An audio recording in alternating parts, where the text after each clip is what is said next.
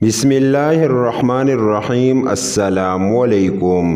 امام زین العابدین علیہ السلام فرماتے ہیں، جب نوح علیہ السلام کشتی بنا رہے تھے تو ایک مومنہ بوڑھی عورت روز اللہ کے نبی کے پاس اپنی گٹری لے کر آتی اور کہتی، اے اللہ کے نبی، کب کشتی روانہ ہوگی؟ نوح علیہ السلام فرماتے، ابھی دیر ہے۔ وہ عورت شام تک بیٹھی رہتی اور پھر اٹھ کر چلی جاتی۔ ایک دن نوح علیہ السلام نے فرمایا کہ اے عورت، جب جانا ہو تو تمہیں بتا دیا جائے گا۔ یہ عورت واپس چلی گئی اور انتظار کرنے لگی کہ کب نوح بلائیں گے۔ اس دوران عذاب آ گیا اور کشتی روانہ ہو گئی، لیکن نوح علیہ السلام نے اس عورت کو نہ بلایا۔ ظاہری طور پر نوح علیہ السلام کو اس کو بلانا بلا دیا گیا۔ جب طوفان تھما تو ایک دن نوح علیہ السلام کی دل میں محبت اٹھی کہ شہر کو دیکھوں جہاں سے چلا تھا۔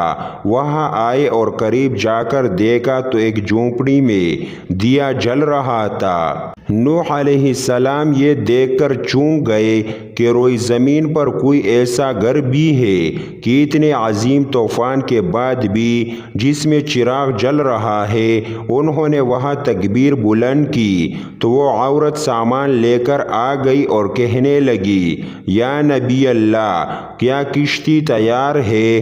چلے۔ نوح علیہ السلام نے حیرت سے اس کو دیکھا اور کہا، رکو بڑھیا، کیا تمہیں کچھ بھی پتہ نہیں چلا؟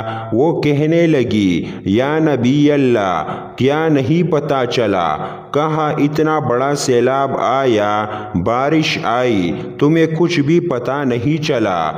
بڑھیا کہنے لگی، یا نبی اللہ، بس ایک دن بادل گرجے تھے اور کچھ ہلکی سی پہاڑ پڑی تھی۔ نوح علیہ السلام حیران ہو کر آسمان کی طرف دیکھنے لگے اور کہا، میرے اللہ، یہ کیا ماجرا ہے؟ اللہ تعالیٰ نے نوح علیہ السلام پر وحی بھیجی کہ میرے پیارے نبی، اس عورت کے دل میں چونکہ تمہاری محبت تھی اور تم نے اس سے پابند کر دیا تھا، اور چونکہ تمہارا اس سے وعدہ بھی تھا کہ نجات کی کشتی میں اس سے لے جاؤ گے، تب جب کہ تم نے اپنا وہ وعدہ پورا نہیں کیا۔